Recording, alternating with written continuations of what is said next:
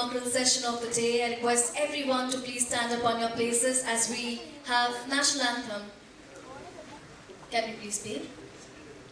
Jana Gana Mana Adhinayaka Jaya He Bharat Bhagya Vidhata Punjab Sindh Gujarat Maratha Dravida Utkala Vanga Vindhya Himachala Yamuna Ganga Uchala Jaladhi Taranga Tava Shubha Name Jage Tava Shubha Ashish Mange Gahe Tava Jaya Gatha Jana Gana Mangala Dayak Jaya He Bharat Bhagya Vidhata Jaya He Jaya He Jaya He Jaya Jaya Jaya Jaya He Bharat Mata Ki Lovely. Thank you very much.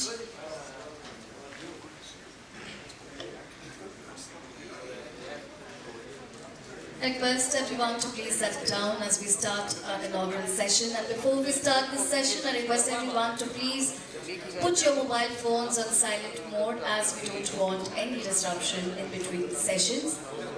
I request everyone to please put your mobile phones on silent mode as we don't want any disruptions. Hello everyone, good morning. I'm Surabhi Paithankar and I extend a very warm welcome to all of you. LinkedIn presence, ArdorComm Media, New Normal 2023. Education Leadership Summit and Awards, Maharashtra. Presenting partner, LinkedIn. EdTech partner, Anthology. Admission Automation partner, Extra Edge. Associate partner, Digital Ed, iMaths and Zoomage. School partner, Kalorex. And international school partner, GoSchool. This initiative was taken by ArdorComm Media Group. ArdorComm Media Group is mainly into connecting communities of education, HR, healthcare and wellness, governance, media, entertainment and art. ArdorComm Media Group is a growing media organization enabling communities and partners to effectively advance their businesses and strategy interests by becoming their collaborative catalyst. Their passion is to co-create, co-learn and collaborate for innovation together with growth stakeholders. As we all know, we all have gathered here for some great discussions and cause ahead. Let us all do a small activity, something which is going to bring a big smile on your face. Can we all stand up on our places?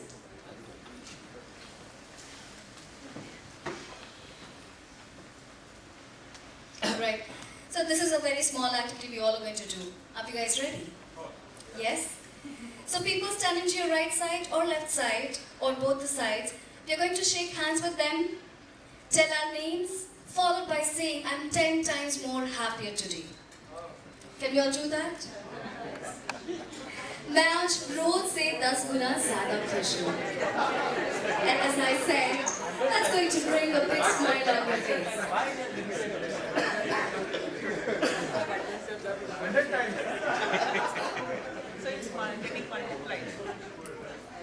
Lovely. Thank you very much. Please settle down. Ladies and gentlemen, we're about to commence our event by lighting the lamp of knowledge and wisdom. This is a symbolic moment that signifies the dispelling of darkness and igniting of thoughts and enlightenment. It's our honor to invite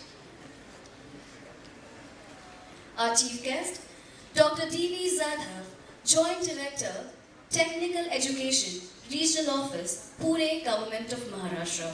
Sir, can you please come ahead for lamp lighting? And we have Dr. Pranati Tilak, Trustee Chairman, Executive Council, TMP, Chairman, Tilak Maharashtra Vidyalaya. And we all are going to welcome them with a huge round of applause. Please don't forget to join your hands together for all the delegates and chief guests. Dr. Manjula Pooja Shroff, MD and CEO, Kalorex Group. Dr. Chetan Wakalkar, Educationist, Academic Advisor, Indira Institute's co-founder, Unicircle and SmartXR. Mr. Anup Menon, Regional Head, West, Academics and Government Business, LinkedIn. Do we have him here?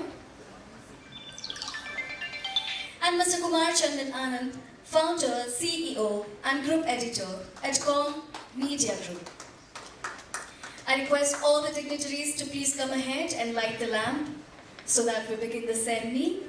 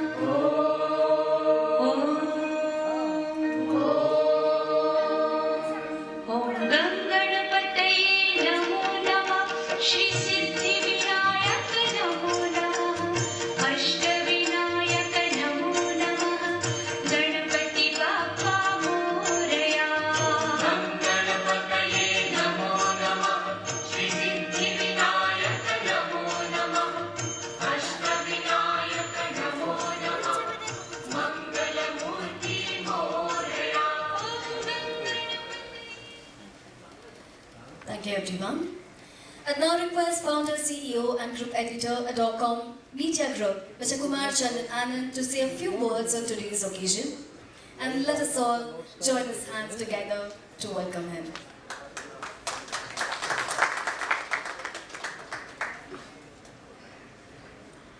So wanted to start and greet you in Marathi. कसं काय Pune? All fine, मस्त. So नाश्त्यामध्ये आपण काय काय खाल्लेलं? Poha. It has to be in number one place. Poha. So digestive, best, good for health. Vada pav anybody has, vada pav in the morning, anybody does that. There is one shop, I love vada pav so much, but it opens at 3 o'clock only. It never opens at morning when I feel like. But I never get disappointed when it comes to the fooding habit of the eateries in Pune. I mean, moving around the corners of the country, two places I love most in food culture, which doesn't plays with your health, is one Pune, and second is, where I would admit, Ahmedabad. So, but I struggled in Chennai, I struggled in Hyderabad, I struggled in Bangalore a big time. But these two places I loved enjoying. So the food you eat in the morning makes your day like that. Good morning to one and all, and cheers to good health, happiness and prosperity. I am glad to see such a lovely gathering today. ArdorComm Media Group welcomes all of you. I, Kumar Chandan Anand, Founder, CEO and Group Editor of ArdorComm Media Group, welcome our special guests and guest speakers of the day. They are the stalwarts of the education industry. To name them, Shri Suraj Mandhare, sir, he is the IAS Commissioner of Education, Government of Maharashtra. Unfortunately, they got a notice yesterday that the Additional Chief Secretary is visiting Pune, and all the department heads, including SCRT, the state boards, had a very important meeting today for the entire day.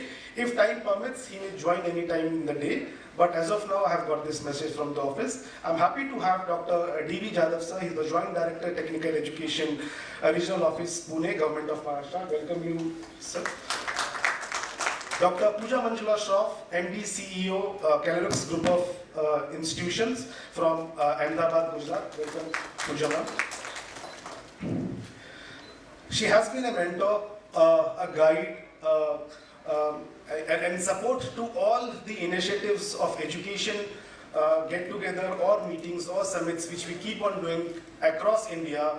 I keep the blessings of Dr. Pooja Manjula in most of my events. Thank you so much for that support, ma'am. Dr. Pranati Tilak, Trustee Chairman, Executive Council, TMV, and Chairman Tilak Maharashtra Vidyalaya, welcome you in today's event. Tilak Maharashtra Group, again, along with Gitali ma'am, Pranati ma'am, they have been very supportive, very kind in most of the events which we keep on organizing, and the kind of legacy which they carry and what they are taking it forward is really appreciable and commendable. A great work under leadership your team are doing, ma'am.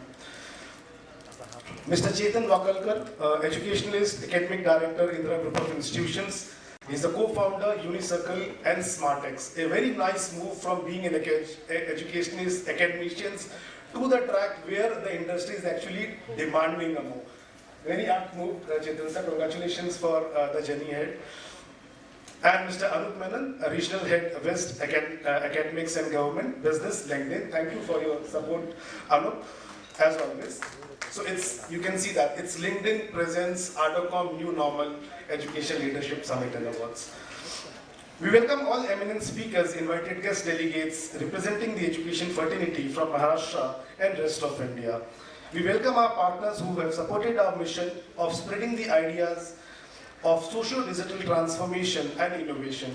We welcome presenting partner LinkedIn, EdTech partner Anthology, admission automation partner Extra Edge, associate partners Digital Ed, iMath and Zulage, school partner Kalorex, international school partner GoSchool. Your support and association give us strength and courage to host this event at this big scale and try to build this as the biggest new normal education leadership summit. I'm really grateful to all of you that you have managed to come and attend this knowledge sharing platform physically. Many of you have planned your travel from far across different states of India as well to mark your presence here. Dear all, may you please give a huge round of applause for yourself. Thanks for making this possible. Today we all have gathered to witness New Normal Education Leadership Summit and Awards. The event theme is New Normal Maharashtra, pioneering excellence in education, skilling and employability. We are trying to portray how Maharashtra has emerged as an education and skill hub of the country. This will be a day-long event focusing on the topics relevant for school education, for higher education and technical education. We also witness, again, like skill goes with every department, with skilling with school, skilling with higher education and technical. We also witness the prestigious award ceremony and the felicitation ceremony as we move towards the end of the event. Situated amidst in the picousy landscape of Maharashtra, Pune has long been celebrated as the Oxford of East. This dynamic city has earned its esteemed reputation as a thriving educational hub for decades, attracting individuals thirsty of knowledge from far and wide. Pune's heritage in education is a seamless blend of tradition and modernity, making it an ideal choice for ArdorComm Media New Normal Education Leadership Summit and Awards. Before we start, let me invite your kind attention towards a small journey of how ArdorComm Media started or how we got ventured. So ArdorComm Media is a group of media company enabling communities of education, HR, healthcare, wellness, governance, media, entertainment and art, abbreviated as MEA, to effectively advance their businesses and strategic interest by becoming their collaboration catalyst. Our passion is to co-create, co-learn and collaborate for innovation and socio-digital transformation. A short overview on how we started this media venture. When the overall industry was sailing across a VUCA phase of existence and survival, during the peak of second wave of COVID-19, where companies was in a cost-cutting situation or many of them were shutting down their operations, loss of jobs and uncertainty could be witnessed by many of us. Our small foundation team dared to start our own media company. We got it incorporated just 2 years back as a media startup, and we named this company as ArdorComm. Ardor means, the dictionary meaning of Ardor means passion, zeal, and comm, as we know, it stands for communication and community. Our 5 core values are aspiration, reimagination, digitalization, opportunity, and readiness, abbreviated as ARDOR. We were able to extend employment opportunity to the deserving young candidates having strong will, skill, and zeal to outperform. With this, the journey of social entrepreneur started. And we as a team of passionate to take the effort in creating, in fact co-creating the positive change in the society by engaging community leaders like you. We aim to become India's leading and most desirable media voice by enriching communities with the ecosystem of knowledge sharing platforms, informative content and news.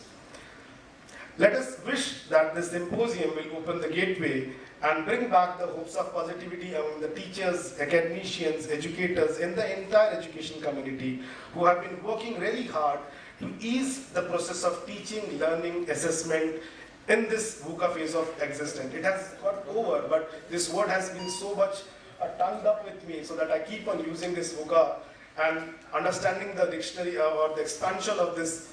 It has, we have used this word many a times during the webinars or the online conferences which we used to do earlier. But many of us will still relate as a dynamic changes came into individual growth, as in we have adopted and adapted the process in and around us. Like me, 17 years of working as an employee, I didn't thought that one day during this COVID era I would be an employer.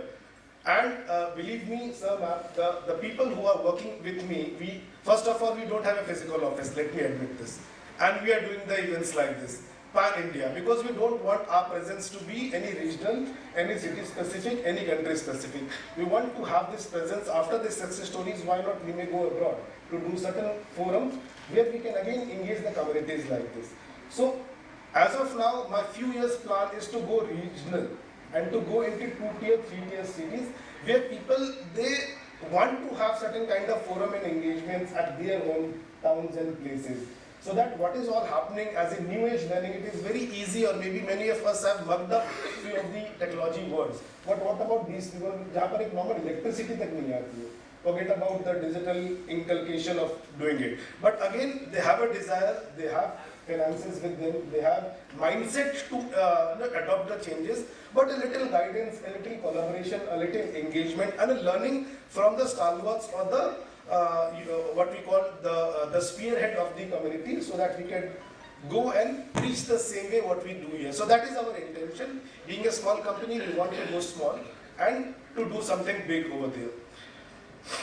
So we also are witnessing a very high growth in the adoption of education technology, with the global edtech investment reaching from US $127 billion in 2022, and the overall market of online education projected to reach $315 billion by 2030. Likewise, any investment to a sector makes us a little bit of understanding that how that sector is growing, booming or developing. So if I talk about the VC investment in India's edtech sector have increased 32 times. We just started 10 times happier when we feel like, but the industry is rapidly increasing with 32 times over the past 12 years, from 500 million in 2010 to 16.1 billion in 2022, and the sector is expected to reach $30 billion by 2031. Sources like KPMG Research on Online Education. Furthermore, 100% FDI through an automatic route is permitted in Indian education sector by the government to allow the entry of new edtech players in the sector. Isn't that a very interesting move?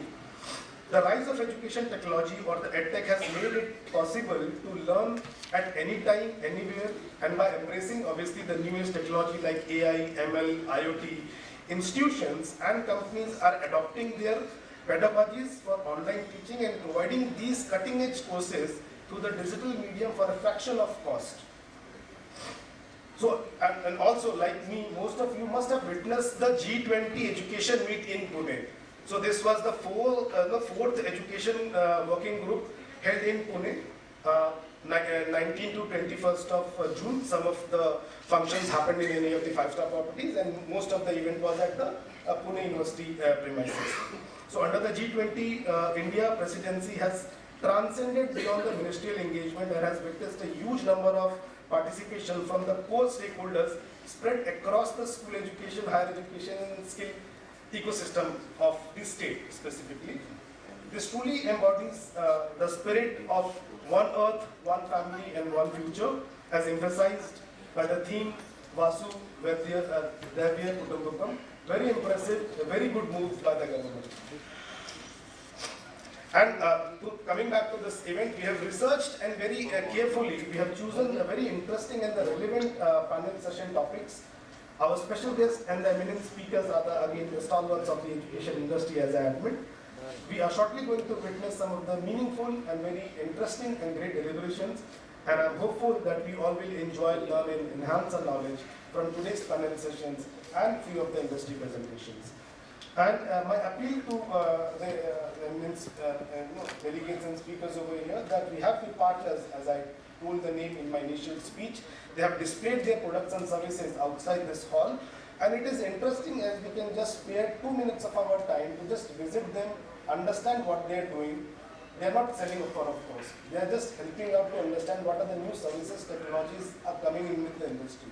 Let us spare 2 minutes of our time and just interact with them to understand what is happening, how it is different from the current products or services which you have. Can they really help us in transforming our education with obviously keeping financials in mind? Can they really help us in diversifying the spread of knowledge, teaching, assessment, examination and admissions for sure. The session is live. Akash, it's live. The Wi-Fi has been connected. So we are going live. My appeal to you is, it's very simple word. It's ARDORCOMM, ArdorComm. If you will search in the search bars of Facebook, LinkedIn, Twitter and Instagram, will come to know that the session is going live. Every speaker, every delegate, all the photographs with high resolution, we are posting it over there. My appeal to you is kindly share along by tagging yourself and your organization, and let the world outside this square or the rectangle hall get aware of what we are going to have a discussion on today. When the government people can come from their busy schedule to be a part of this, and when we all leadership can come, why not to spread this voice to the students, to the other teachers and the parents who are seeing कि ma'am आज कहाँ पर गायब हो गए, पूरे दिन आज कॉलेज नहीं आया, किधर हो? So here we are, and this is what we are going to discuss. So Twitter, Instagram, Facebook and Twitter, as I told you, so we are there with this simple word, and please tag yourself. So for that, with this I just finish up my speech which I just prepared by 3 AM in the morning. Thank you so much. एक शायरी से खत्म करूंगा. मंजिलें हमसे हैं लेकिन, बहुत लोगों ने सुना होगा, मैं फिर भी रिपीट करता हूँ, मुझे बहुत एनर्जी देती है शायरी. मंजिलें हमसे हैं लेकिन मंजिलों से हम नहीं. मंजिलें हमसे हैं लेकिन मंजिलों से हम नहीं. ऐ मंजिल तू रुक वहीं, चल पड़े हैं हम पथ पर, और जिस पथ पर हम चल पड़े हैं पत्थर है वो, मलमल नहीं. मंजिलें हमसे हैं लेकिन मंजिलों से हम नहीं. Thank you so much.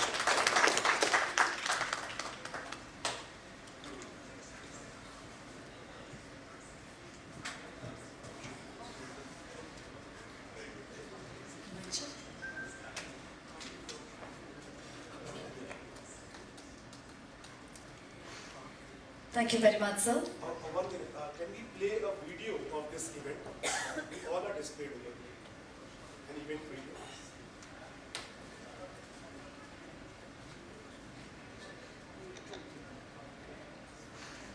So seriousness and lightness, that should go hand in hand.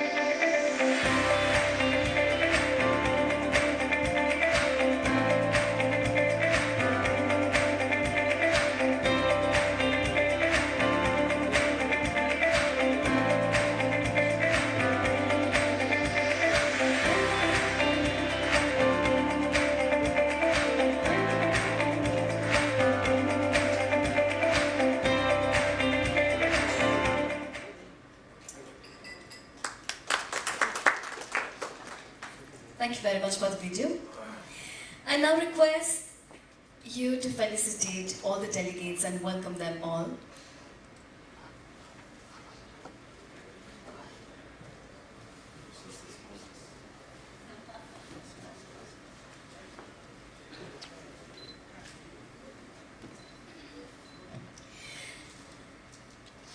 Let's start with Mr. Dr. D.V. Jadhav, Joint Director, Technical Education, Regional Office, Pune, Government of Maharashtra. So thank you very much for joining us. Dr. Pranati, Tilak, Trustee, Chairman, Executive Council, TMV and Chairman, Tilak Maharashtra Vidyalaya. Thank you very much, ma'am. Dr. Manjula, Pooja, MD and CEO, Kalorex Group. Thank you very much for joining us. Dr. Chetan, Wakalkar, Educationist, Academic Advisor, Indira Institute, Co-founder, Unicircle and SmartXR, and Mr. Anand, Regional Head, West Academics and Government Business, LinkedIn.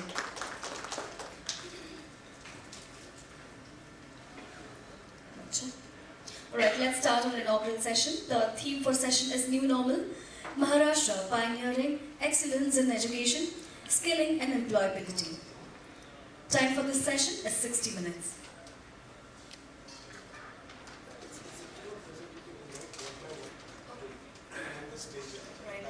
So let us start with Dr. D.V. Jadhav, Joint Director, Technical Education, Regional Office, Pune, Government of Maharashtra.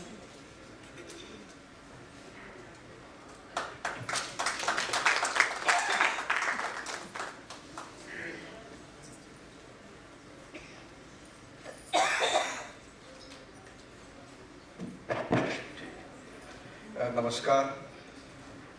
महाराष्ट्रातील education क्षेत्रातील स्टालवर्ट मंचावरती उपस्थित आहेत आणि या सभागृहामध्ये सुद्धा ज्यांनी महाराष्ट्राच्या एज्युकेशन क्षेत्रात महत्त्वाचं योगदान दिले आणि नवीन चॅलेंजेस फेस करण्यासाठी सुद्धा आपण आहोत. सर्वप्रथम मी याच्यासाठी मला जे बोलावलंय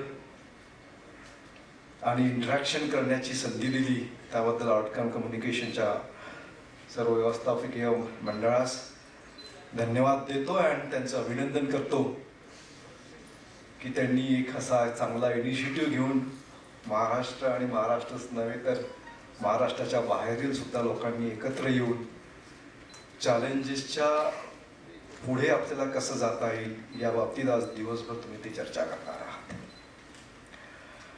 So all stalwarts, what challenges we will be having, especially I will be speaking about the technical educations. Maharashtra, the initiative taken. See today, the major role in implementing the NEP is a major challenge also, and we have to play the very crucial role in that. Challenges were initially the teachers' reluctantness rather than awareness about that. However, many workshops were arranged by the universities and directorate to aware about the NEP and their implementations.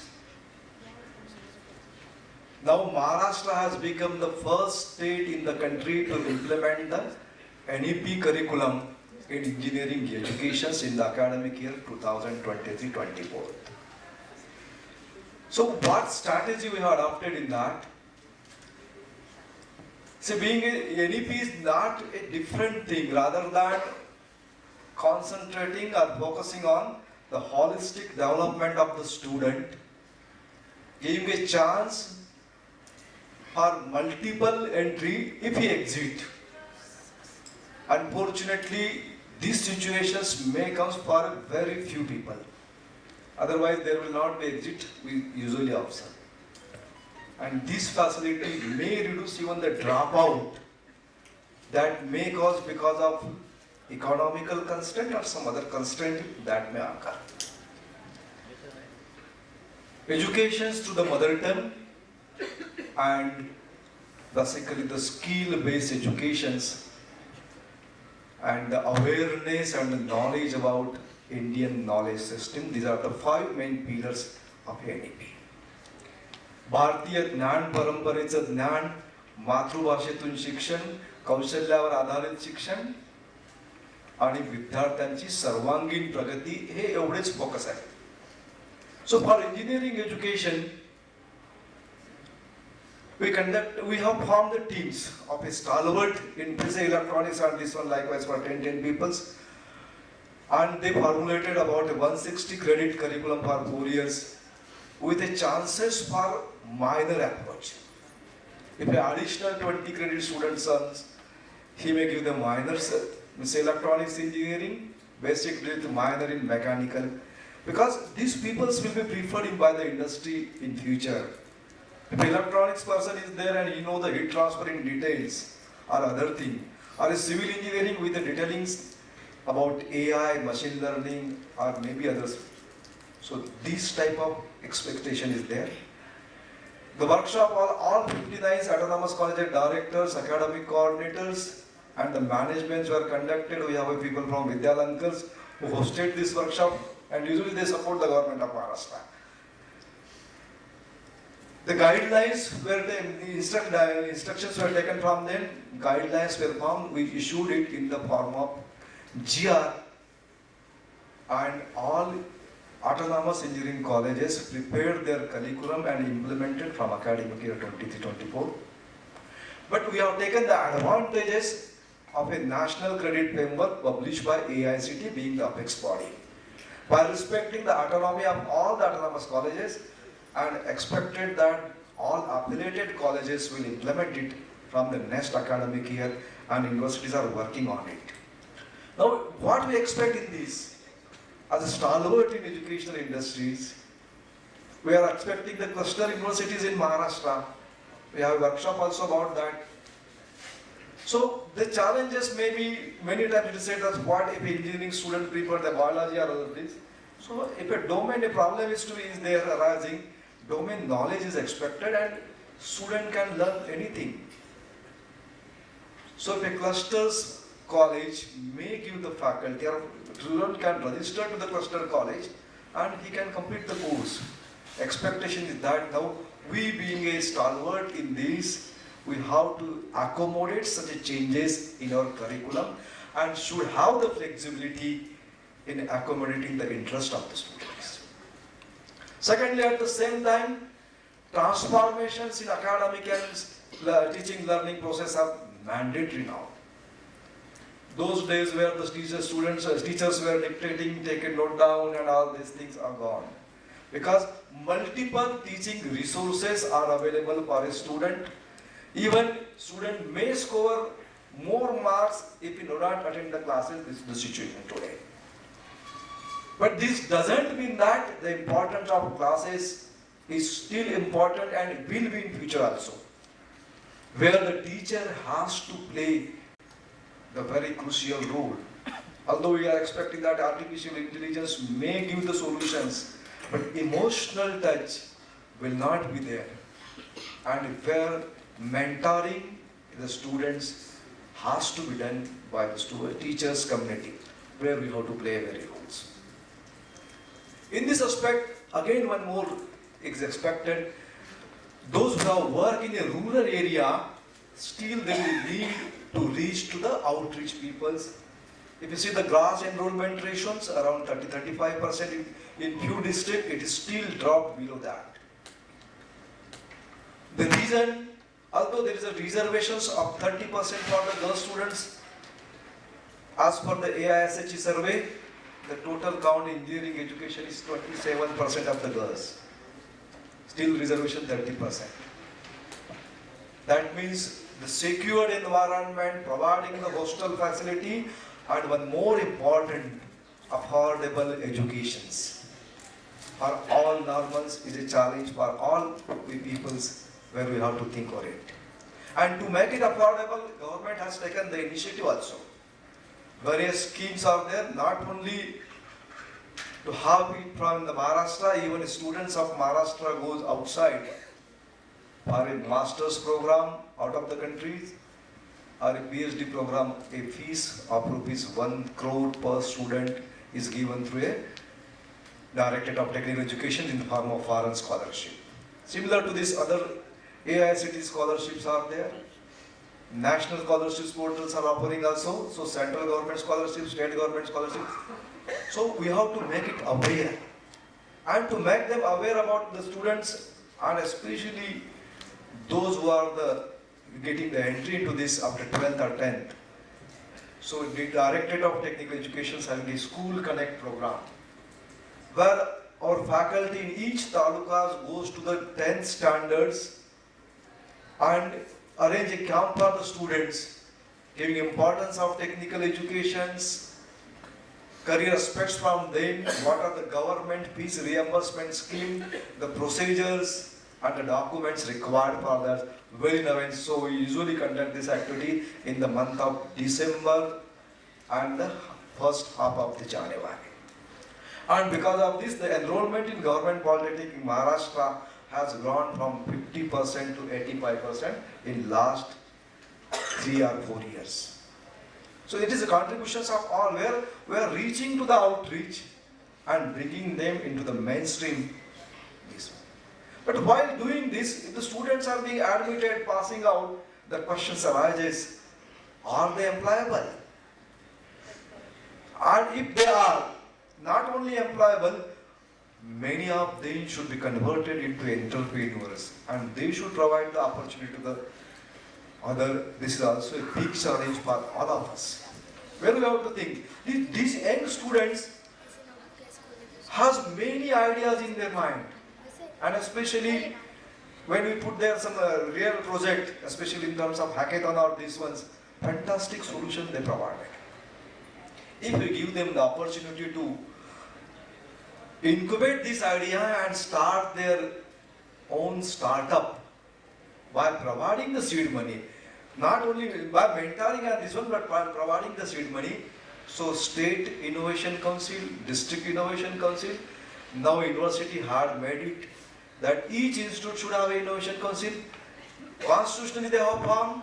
It is expected that Innovation Council of each institute should come forward with a project exhibitions and find suitable for the patent or converting into the startup. We have to mentor the student by providing the financial assistance. This is a new challenge, but if we support them, many students will come forward as an entrepreneur. And to have this, government is starting a incubation center like in COAP.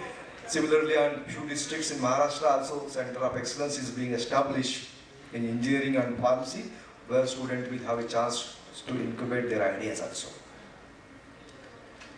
Third one, the quality. If see, number is increased. In a one academic year, pharmacy colleges numbers have been raised by more than 100 in Maharashtra. And now questions arises about the quality of educations, where again we have to play a key role. Now in terms of National Board of Accreditations, or maybe in terms of a NAC, it is expected that every institute should go for the accreditations. Maharashtra's scheme is Parisparsha Yojana, where those institutes performing better, how accredited, are working in more than 50% of the program being accredited. They will work as a mentor, will forming a group of mentees who will be supported by this mentor, so that all of these institutes within next 1 or 2 years will be get accredited. Apart from that, Directorate is also working on some extra skills can we give apart from the curricular experience.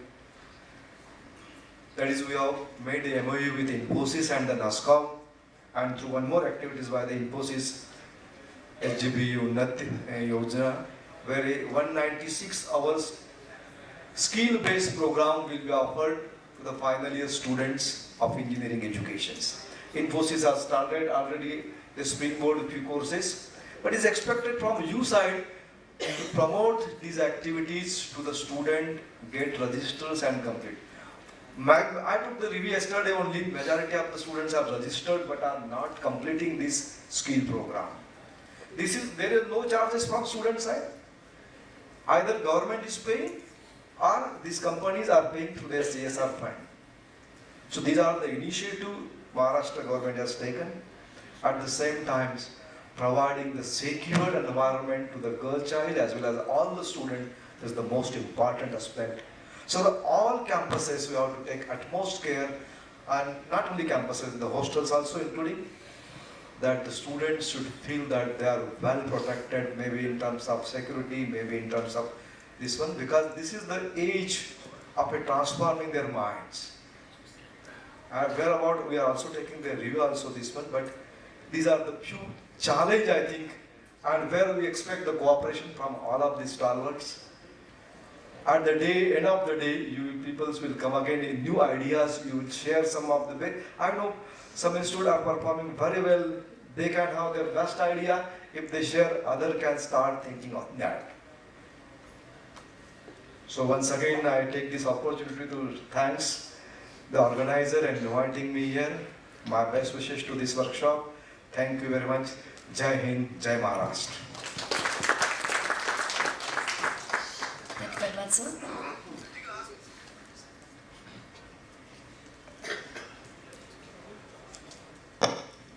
Thank you very much again. I now invite Dr. Pranati Tilak, Trustee Chairman, Executive Council, TMV and Chairman, Tilak Maharashtra Vidyalaya. Let us all welcome her with a huge round of applause.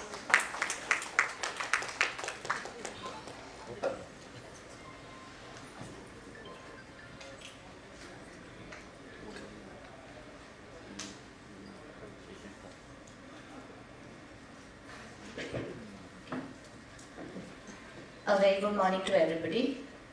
First of all, let me begin by congratulating Chandan, Anand and the organization for organizing this workshop, seminar, one-day learning experience for everybody on topics that are relevant to everybody today. And I think each one of us who is associated in education or maybe the industry requires this kind of knowledge going forward, because the scenario today is very dynamic.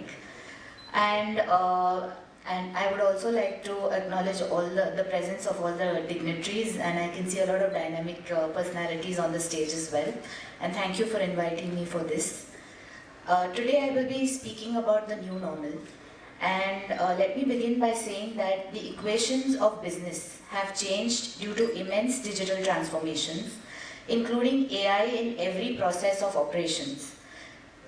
The change in work culture, which has moved from offline to work from home as well, and the changing dynamics of economy. However, the impact of the deadly pandemic has brought many positive changes, which has helped to accelerate our economy as well. Though Maharashtra is known for its rich cultural heritage and economic prowess, today I'm going to speak on three important verticals, which are independent as well as interdependent on each other, namely educational reforms, skilling, and improving employability, where we have always been at the forefront.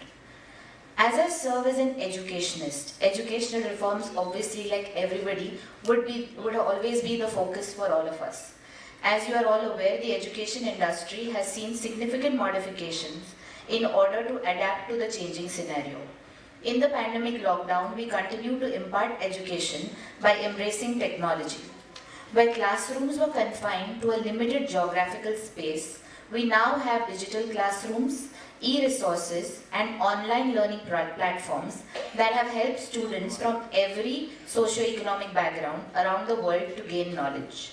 However, our education reforms needed to be revived, and thanks to NEP 2020, it has helped to mitigate the gaps in providing quality education. Yet, a lot is to be done, as many students settled in the rural areas are deprived from education, as still we are not able to go up to the mark in digital infrastructure. The focus on holistic education, which includes hands-on learning, vocational training, and skill-based training, which will provide students with the theoretical knowledge and practical skills required for today's workforce, needs to be enhanced. Needless to say, skills are of paramount importance in today's rapidly evolving world, where the dynamics of the employment and professional landscape are continuously changing and changing very rapidly as well. As industries demand a blend of technical proficiency, soft skills, and adaptability, skilling programs offer a platform for students to acquire industry-relevant skills and expertise. Skill initiatives will bridge the gap between theoretical knowledge and practical application, enhancing students' employability prospects.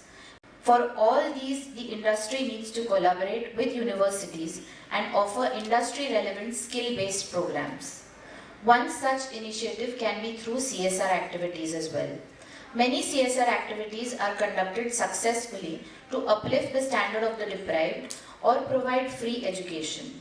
No doubt, these initiatives are good, but I feel if industries divert the CSR funds to help universities build infrastructure suitable for skill-based training, this will certainly build a revolutionary change in industry as highly skilled students can be converted in a sustainable workforce. As I started earlier, these three verticals are interdependent as well as independent from each other. Suitable educational reforms with flexibility to make amendments according to the industry expectations will help in inducing skill initiatives in education system, thereby creating suitable and sustainable employability. The pandemic has brought about new requirements in prospective employees.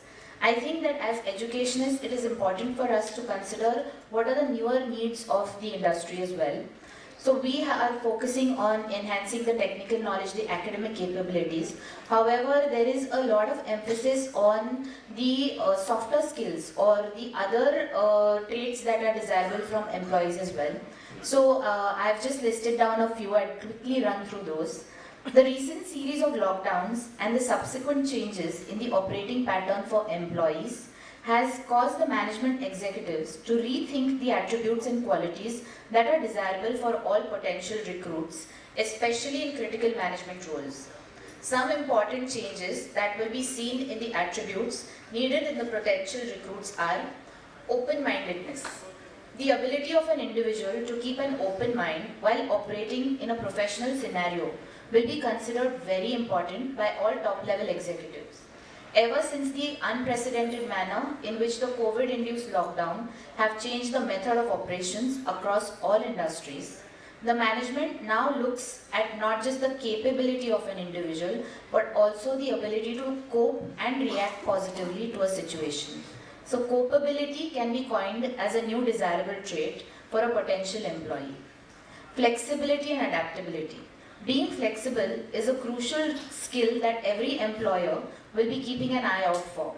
Flexibility and adaptability now includes not just keeping an open mindset, but also being able to work well under pressure, adjusting to new and unexpected deadlines, prioritizing tasks, and in some instances, taking on additional responsibilities as well. I'm sure all of us faced this during the lockdowns as well, wherein we were forced to move, as educationists, we were forced to make a drastic change, wherein we were forced to move from one medium of education or teaching to a totally different medium of education, and we had to adapt to it quite quickly. Also critical thinking. Nowadays we are bombarded, I think most of us are on social media, and we are bombarded with information and authentic knowledge as well. So the ability to be able to sieve through this knowledge and also to understand what is actually important, that ability, which is we could term as critical thinking, is also one of the desirable traits. Good critical thinkers ask questions that can help them dig a little deeper. Questions such as what's happening, why is it important, who is being affected, where did the information come from, can I be sure about the source.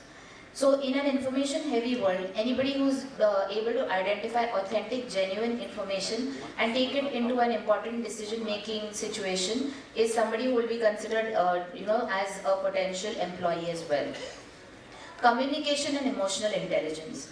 We are all focusing on skill development, we are all focusing on skill-oriented programs. So skills could be technical skills, it could be systems-oriented skills, but also life skills. So I also oversee the Maharashtra Vidyalaya, which is a school, a CBSE pattern school, apart from higher education as well.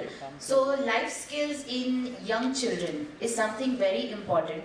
because the kind of atmosphere that you and I grew up in is not what they are going to be able to grow up in later.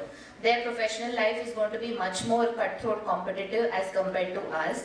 So being able to stand your ground, being able to be assertive rather than being arrogant, again life skills that will probably equip you for a better professional life, that is something that we focus on in our school as well, because I believe the earlier you start, the better equipped you are to move ahead in life. Creativity and innovation. We all talk about incubation setups. We all talk about, wherein students will be able to showcase their products that they have developed. We all talk about encouraging them. But I believe this is a mindset as well. This is not something that can be taught entirely. So again, this aspect needs to be emphasized on when you are talking about the new normal in education. Collaborations between educational institutes, industries, and the government to facilitate internships, job placements, and entrepreneurship opportunities need to be fostered. Through initiatives like Startup India and incubation centers have provided mentoring, funding, and networking opportunities. Fostering a culture of innovation and self-employment, the focus on entrepreneurship and innovation needs to be enhanced. Small initiatives such as encouraging students to make their own products and sell it across various fairs or sometimes online, arranging discussions with first generation entrepreneurs, this will ignite the spirit or ignite the need to create a startup. Challenges will persist, but the transformative power of a forward-looking approach in preparing the workforce for the challenges and opportunities of the new normal lies in all of you. Once again, I would like to thank the organizers for inviting me here today, and also I hope I have stuck to the time that has been provided for me. Thank you, and I wish you all a very, I wish you all a learning experience that you will take back for a long time. Thank you.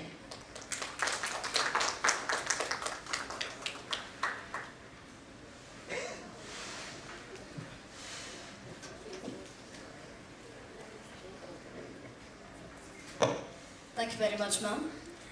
After this, I'd request Dr. Manjula, Pooja, MD, CEO, Kalorex Group. Let us all welcome her with a huge round of applause.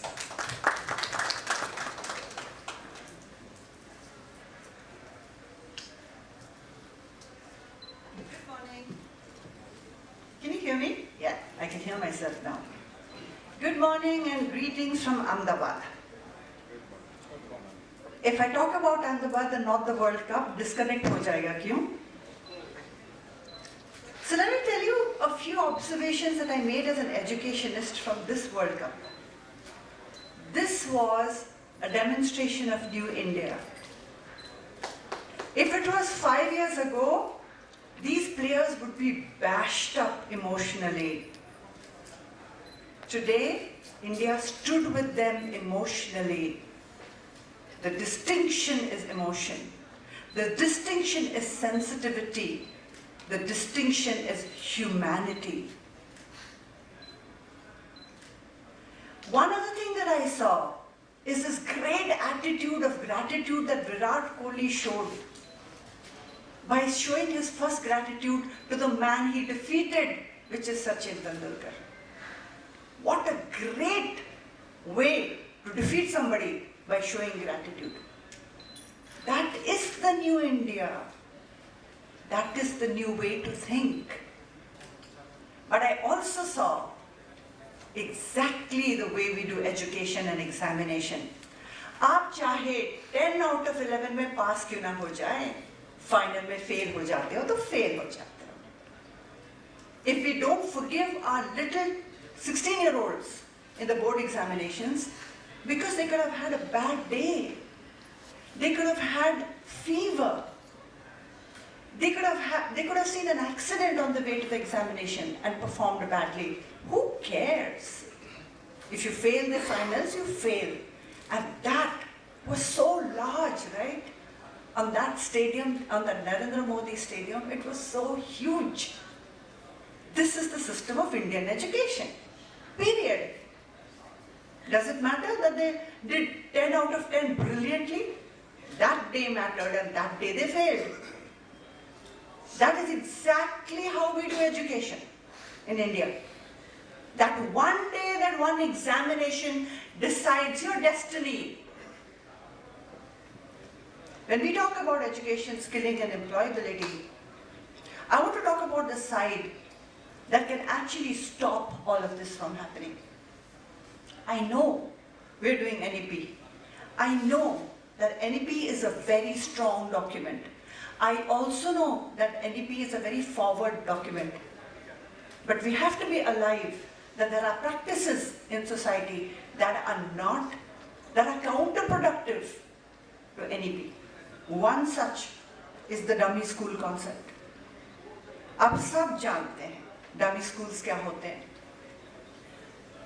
The best of the students, and this is what I want to talk to especially the policy makers of Maharashtra, the best of the students in the 12th leave mainstream education, especially 9th से शुरू हो जाती है बात, and go to dummy schools. होता क्या है? They will register in a school जहाँ पे attendance नहीं लिया जाता है, जहाँ पे teachers नहीं होते हैं, but they go to coaching centers. Now let me tell you what are the risks that we run as education, as the whole education system because of this. The first, see, the coaching centers are often situated in commercial complexes. अब नीचे जाओ ना, तो drugs, alcohol और cigarette बिकते हैं. और इस उम्र में, when the child is at pre-teens and teenager, risky behavior is a natural tendency. No child is separate, it is just psychology. So the access, हम लोग school वाले, we create a fortress for security. But we send them to coaching classes, जो नीचे सब कुछ बिकता है. The second risk we run is, in schools we have CC cameras which are necessary and mandatory. The pre-teens and teens who go here indulge in romance and intimacy. There is absolutely no check. The third risk we run, you have all heard of Kota, which is the coaching capital of the country. Within the first term, abhi term to end hone wali hai. Within the first term, over 32 suicides हुए हैं. हो क्या रहा है? The best of the students leave your schools and go to Kota and become a number. Because in Kota, only 8% success rate. What happens to the rest of them? In NEP, हम लोग पढ़ाते हैं that there is humanities, there's sports management, there is nutrition. Everything is a productive area. We are providing through NEP 50-60 ways to do careers. Coaching classes क्या बोलते हैं? Regressive. Go back to become a doctor or an engineer or maybe an IT professional. Is that not regressive? They are going back to science and math. The world is going to STEAM, right? Science, technology, arts, and then engineering and math. From STEM, we are going to STEAM. But this whole thing is going backwards. Very, very strong area of concern. There is no regulation in these places. Then maybe not. Why should we wait for regulation? The reason I'm talking to you is to create this awareness that we need to talk to parents. Not every child is made for engineering and medical. Your best students are going there and becoming frustrated. The other big risk that we see is from 9 to 12, they undergo social, psychological, emotional, biological development. जब वो कोटा जैसे जगह पे चले जाते हैं, ये सारे developments होते नहीं हैं. You need peer pressure. You need your friends. You need an environment. You become a hostile number there. When they don't do that, even if they go ahead and crack the JEE and become the best student in IIT, you know what's going to happen? They will lack the social skills. They will lack the leadership skills to become a top leader. And to be a top leader, you need technology and knowledge as much as you need human development skills. So we are running so many risks through this. I'm here to not only make you aware, but to make a request that all educators should start to talk to parents. All policymakers must do proper checks to ensure that the dummy concept does not thrive. It's a simple check. अगर आप school में जाएंगे, GR देखेंगे कितने बच्चे हैं, and if there are no matching number of teachers, something is wrong. Because the number of students is already up in this, on the portals, government portals. So with that, I just want to say that unless we control the negatives,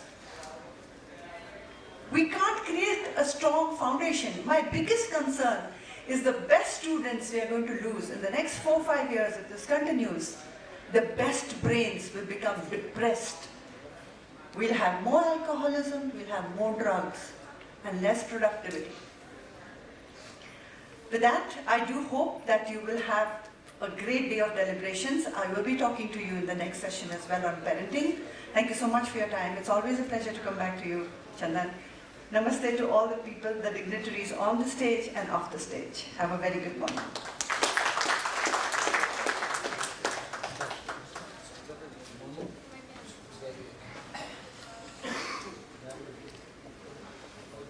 Sir.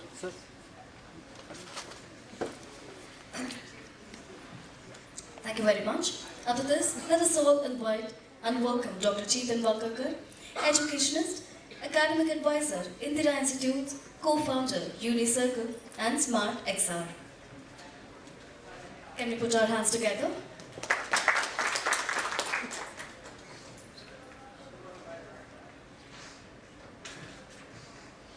Okay, distinguished dignitaries on the dais, Mahajan sir, it's a pleasure to be here this morning. Manjula Shroffman, Pranati ma'am, Anup sir, and of course my dear friend Chandan. First of all, thank you for inviting me on this occasion at the summit, which Chandan makes it a point to remember me every year he comes to Pune. And I think ArdorComm, over the last few years, the kind of work they have been doing and getting the education fraternity in India together to brainstorm together, to share their best practices together, to share experiences, study the evolution, study the changes taking place through regulation is pretty commendable. I think it's a great effort which you and your team have done. Can I request the bright lights to be turned down a little bit? Because you can see the audience better, otherwise I can only see us clearly. And I really can't see much of the audience. So even if you turn it off, I think I'm pretty fine with it. That's wonderful. Now all the faces are very much visible and we can see a few friends and the fellow educators sitting in the audience. Well, I thought this was supposed to be a panel discussion first and foremost, and then when we came here, the format got transformed a bit. And okay, I said, okay, that's fine, let's improvise a bit and see what we need to talk about. So I was listening to the first panel and it was wonderfully conducted, very interesting, food for thought, some of the experiences and what some of the great speakers had to talk about what they'll be doing with their institutions and through the NEP came out wonderfully, well, very well moderated by sir. Well, I'm going to think about the new novel from a little perspective of my own experiences. Now this term largely was coined and became very popular post-pandemic. We all know that, or during the pandemic, right? So what was there before this? So as educationists, we would say there was a normal. Today, we are here, the seminar is focusing on the new normal. And going ahead, what will be there? There will also be a next normal, right? So now that this term is being popularized, it's been coined, and since I come from a management education background, management or business education is a lot about terminologies and phrases and okay, we talk about blockchain, so we talk about 360 degrees feedback and all the terms coined by so many great management thinkers over the years. And there is always a time during which these terminologies, concepts become popular and are adopted or percolate through the masses, right? So I'm going to look at maybe just a couple of dimensions of education to touch upon the normal, the new normal and the next normal. So what was normal for all of us educators out here, whether you run schools or colleges? The normal was affiliated colleges, right? Largely if you had to set up a higher education institution, you have to go to a university, whichever geographical area you stayed in, apply, there was a government, there's DT, there is Maharashtra state, and if you're going for technical education, there's also an AICT and Delhi. And the whole regulatory framework is in place and the affiliated college is set up. There are terms, conditions, rules, regulations to be followed, and that was the normal, right? The new normal today is what I think Sir touched upon very nicely, the rolling out of the NEP through the initiatives of the government of Maharashtra. But there's one more thing which I personally became a part of for the last nearly 6 to 7 years, which I feel is the new normal and is going to also continue and evolve to become the next normal, which is the autonomous status of colleges. I don't know how many of you sitting out here have already gone for autonomy. A show of hands, college owners, college this thing. Okay, there are quite a few who are already autonomous. Already autonomous, wonderful. So even for us, we have a couple of colleges which are already autonomous. And this year, I think in May 2023, Sir, Government of Maharashtra passed a regulation saying that autonomous college is naturally still the degrees given by the university which you are under. Maharashtra government did a wonderful thing. They came up with a concept called empowered autonomous colleges, wherein the college and the university can co-brand the degree at the end of the period of study, which I think is a wonderful idea, a great concept to even recognize the brand better of the college, which is the autonomous college. Of course, there are NAC and NBA benchmarks to be followed, but empowered autonomy eventually is trying to push colleges or group of institutions towards becoming cluster universities or towards becoming private universities. And I think that is the new normal. The number of private universities in Maharashtra, sir, I'm sure it's gone more than 25 universities now, private universities, around 30. Autonomy, many more institutions, and I think the entire NEP, the foundation of that is also based on trying to push groups of institutions or institutions across India towards autonomy. And that's why the higher emphasis on NAC scores and NAC accreditation in a period of time. If you all don't follow that, if you all don't complete that, the next stage which they have in mind is making you autonomous. And I think autonomy is what really allows to bring out the flavor for each group of institutions or institutes to come out with their own innovative programs. We all know that central universities like SSPU or Mumbai for that matter have a limited potential to change because they are catering to a large ecosystem of colleges which are affiliated. Our own experience, which we did a few years back when we converted one of our colleges to autonomous, we introduced 2 programs. One was a BBA in Innovation and Entrepreneurship. I think the earlier panel, even Sir referred to the importance of getting students to think in an entrepreneurial mindset, create an environment for developing critical thinking, getting students to understand the importance of startups and innovation, and driving tie-ups with corporates to get that ecosystem in place. And that was the objective. And I think the first batch of our IE is going to pass out this year. And that was the first time the University of Pune actually approved a syllabus in a BBA, Innovation and Entrepreneurship. Similarly, we launched at that same year a BSc in Cybersecurity. I think Pandey sir earlier mentioned the importance of how cybersecurity syllabus should be inculcated even into the school curriculum. And I completely agree with him. But again, there wasn't a syllabus for cybersecurity under the University of Pune, which we decided to put together a team of industry experts. We had to encourage faculty members, like Sir said, there is resistance from faculty to change and adopt to the new environment. And we managed that effectively. Today, that is one of the most sought after programs. This year, we had nearly 4 applicants per seat available for BSc Cybersecurity. And I think this is what private universities have also been doing. So colleges who cannot really go for a university, autonomy is the next best thing, and that is the new normal. Next normal would be cluster universities and of course a higher number of autonomous colleges. So maybe that is one aspect of the regulation which I see as something from the new normal to the next normal. The second thing which I would like to touch upon is an area which I'm very close to and I love, and my next decade or so I plan to spend most of my time, energy and resources in that space, which is the EdTech space. Again, people talked about EdTech, and I think if you all remember, the UGC 2 years back, or I think last year itself, made some changes in regulation which allowed colleges to collaborate more with EdTech companies, especially for skilling and employability, and also change certain rules for professors of industry experience to be permitted to be part of your kind of quorum of faculty members for teaching. And going ahead, I think EdTech earlier, if you see EdTech was what? The normal was all of us, I think, is there anybody here who doesn't or has not used a LMS or doesn't have a ERP in your college or school? I doubt it, right? That's the normal. Well, the new normal today is utilization and partnerships with EdTech companies, which will allow skills to be built into the students.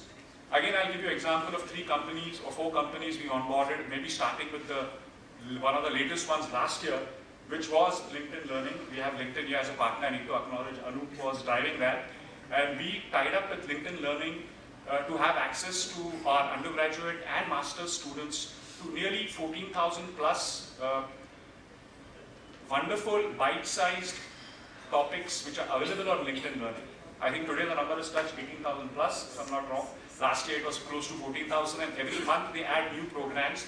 And what we did was we mapped LinkedIn Learning content to students in the first year of a BBA program, a second year, third year, each semester, and we gave them targets, saying that, okay, these are the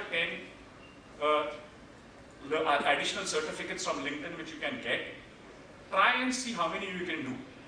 And we actually, at the end of the year, gave prizes to students, and the record was set by a student who did nearly 18 courses in a year, which were add-on certification courses, not taking more than 8 to 10 hours, 12 hours. But the importance is that you need to put a structure in place, and this way, whatever little bit gaps are there in the syllabus, even which we have created, and we cannot do everything in a timetable manner. Self-learning, independent learning, appetite for learning is something which digitally today is enabled to a level which the humanity or human race has never experienced, right? So LinkedIn Learning, then newsletters in the students' email box every morning, which are again subscribed newsletters for the whole batch of students, very specific to the content they are studying. So we tied up with a company called The Morning Context, extremely intelligent, well-curated content for the business management students. Then we looked at even something like Z Intellect, where every morning there was an SMS, which was just like around 100 words summarizing some of the most important happenings in business and in regulation and government on a daily basis. And there are many other partnerships like this. We can talk about a company on which I'm an advisor now called Board Infinity, one of the largest companies in India, which even works with some of the IITs and IIMs for enhancing the employability skills of students and eventually getting them to work and do multiple internships and final placements. A company which we ourselves worked for nearly 10 years called Yugma by vMentor. Again, all these companies are helping colleges to bridge the gap to the industry, build employability, build skills, develop a different mindset, and giving them exposure largely to the sector which he or she wants to eventually make a career or make a business in. And I think that's what EdTech is capable of. That's what EdTech can deliver, and this is the new normal. The next normal, which I think in EdTech is going to be, we all, a year back, if we had spoken here, I don't think anybody would have mentioned AI much, right? ChatGPT and things like that, which are now a household name, and everybody's talking about AI. But I think we have only scratched the surface of that. I would like to share with you, in a very brief time, 3 companies which are pioneering the application of AI in the education space. There's a company called GradeScope, which will allow and change the way we grade papers and exams, right from school education to higher education. Second company, the company started by an Indian based in Boston called Cogni, C-O-G-N-I-I. Now, Cogni is a company which, and also another company called Querium, both are similar service offerings. Imagine a classroom where, or imagine a home, you are given a homework assignment. We are studying our favorite subject, trigonometry, right? In 10th standard, everybody, how many people hated trigonometry in 10th? Or couldn't solve the left-hand side is equal to the right-hand side, and we struggled, made a lot of mistakes, and then by trial and error, the concepts sometimes are understood well, sometimes not. Well, AI is now going to be giving you, a student, a prompt at every stage of the problem-solving process. So, the ChatGPT is you giving a prompt to get a response. These softwares are so intellectually designed well that the moment you make a mistake, it gives you a prompt saying you're not going right. So it's getting a student, instead of making mistakes, going back to school and then the teacher correcting it and saying that this is wrong, here is a mistake. Sometimes the teacher corrects the questions, gives it back. You only know you have lost points, you don't know exactly why. And all this is changing with AI-driven software where students are doing homework or doing assignments, whether it's higher education, BBA, science, STEM education. AI-driven tools are the next normal.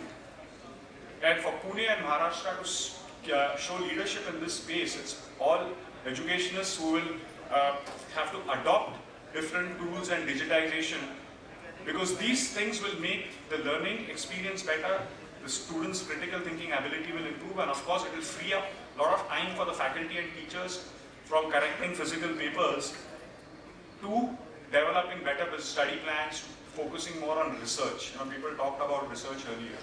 Right? So I think these are the two things which I wanted to mainly talk about. This topic is so interesting and so much we could all discuss about.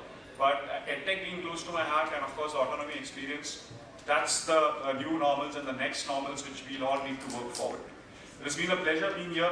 Thank you very much, and thank you for your patient listening.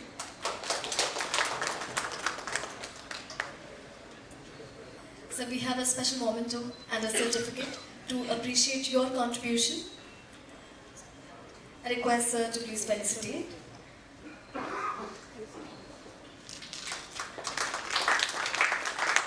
This one is to honor them with prestigious certificate for their contribution in the education and education sector.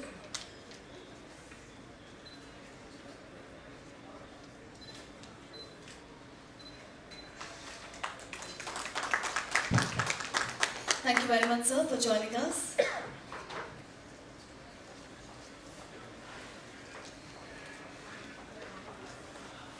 So, I request Mr. Anup Menon, Regional Head West, Academics and Government Business, LinkedIn, to please come forward. Can we all welcome him with a huge round of applause, please?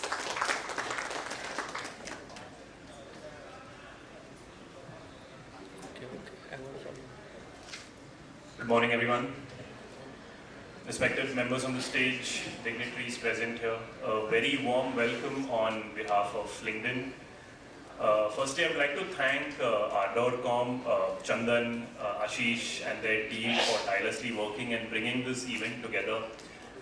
I'm of an opinion that such events are extremely important today, and Chetan sir gave a great testimonial about LinkedIn Learning. And one thing I'll bring to notice that this is exactly a year and a half back in an ArdorComm event wherein I met and Chetan sir met me in this event, and coincidentally it was a handshake and then just few lines of conversations that we should catch up, we'll understand what is it that we can do together. And Chetan sir was quick enough to understand the importance and immediately join hands together, and we've been working since more than a year and a half right now. So that's what events like these do, wherein educators meet technology, leaders meet policy makers, and this is where the route for new collaborations and innovations start. Today, I'd like to talk a little bit about skilling, I'll talk a little bit about placements and few things where we've seen a large amount of change in the market today. So if I talk about skilling and how is skilling scoped in India or globe today, I come from a place, LinkedIn, which has a lot of members who are registered on LinkedIn today. We are close to, not close to, we have crossed 1 billion members. In India, we have crossed around 100 million members. Now, what does this mean? This means that we get to see a lot of people updating their skills. We see a lot of corporates posting a lot of jobs, which gives us a visibility of what was the skills in the past versus what are the future skills. Now, there was a data in which we understood that every 5 years, 50% of skills change for a particular title, which means that a software engineer or business analyst, what was being recruited in 2017, today in 2023, most of the skills have got redundant for them. Yeah? Which also comes up with a challenge that today colleges are training or teaching certain skills to their students for which they may not even require to be used once they are coming out into the market. So this is where the challenge begins, where colleges needs to give a visibility of what are the emerging skills and what are the future of jobs. How can we do this? And this is where joint collaboration comes into play. Second piece is about placements. Most of the places where I visit, I visit a lot of colleges in Pune across India, and one thing which people elaborate on is placements. How is it that we can improve our placements numbers? How is it that we can collaborate very well?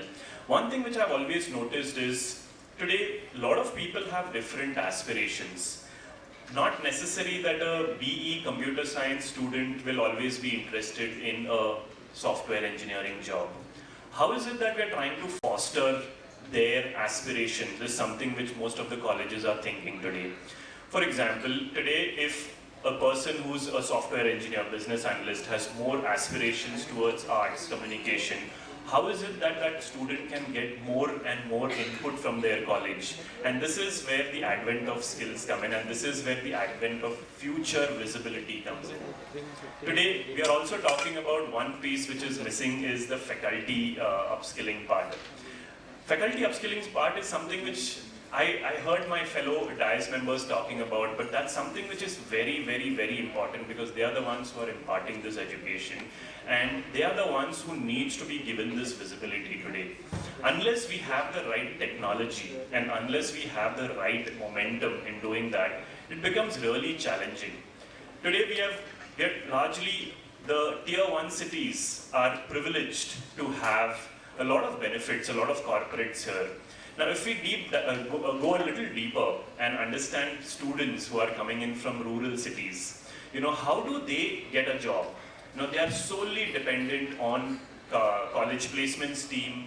What we are trying to do here through our organization is we're trying to make students more self-reliant, engaging them and informing them that how is it that you can start networking yourself and start looking for jobs so that you don't have to depend on a person to give you a job. You can start searching. We've got a lot of such case studies today available in LinkedIn, which means that today people start reaching out to corporates, having engaging conversations with them, and then start digging for certain jobs which they will be suitable for.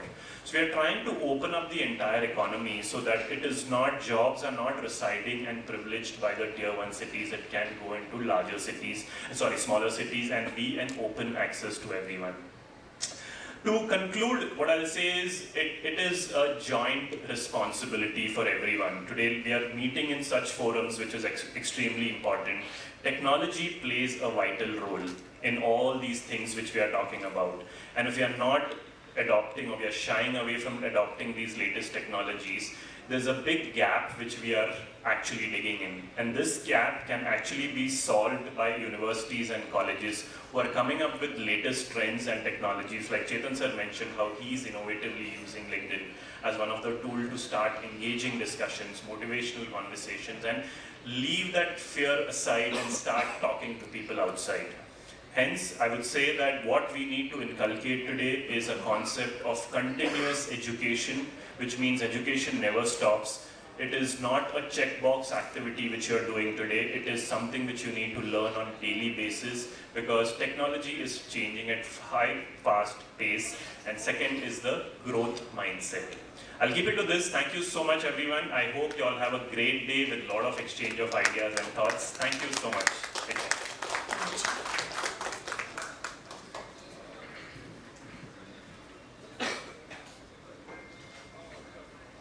Thank you very much, sir. We are going to felicitate all the delegates on dais, and for the same, I would request Dr. Ganesh Rao, Director, Pune Business School, to please come upon the stage. We would start with felicitating Dr. Pranati, Tilak, Trustee, Chairman, Executive Council, TMP, and Chairman, Tilak Maharashtra Vidyalaya. Can we all have a huge round of applause, please?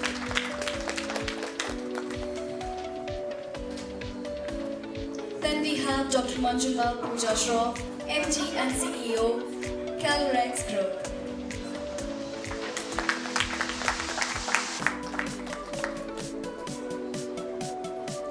Dr. Chetan, Wakalkar.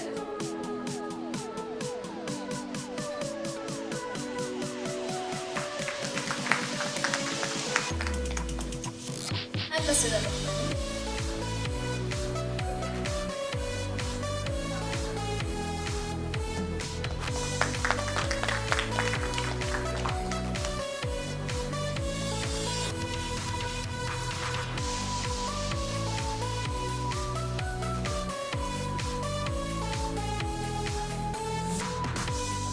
Thank you very much. Thank you very much. Can we all have a huge round of applause for all of them? Thank you once again.